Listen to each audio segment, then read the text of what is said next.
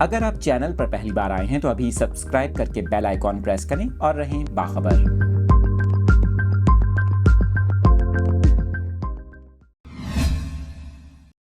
Update کر رہے ہیں آپ کو کراچی سے، جہاں پر کھلے مین ہولز شہریوں کی زندگیاں نگلنے لگے۔ شہر میں جگہ جگہ کھلے مین ہولز کے باعث حادثات میں اضافہ ہو رہا ہے اور انتظامیہ خاموش تماشائی بنی ہوئی ہے۔ آپ کو یہ افسوسناک خبر دے رہے ہیں کراچی کے علاقے ملیر میمن گھوٹ سے، جہاں پر 2.5 سال کا بچہ کھلے مین ہول میں گر کر جاں بحق ہو گیا۔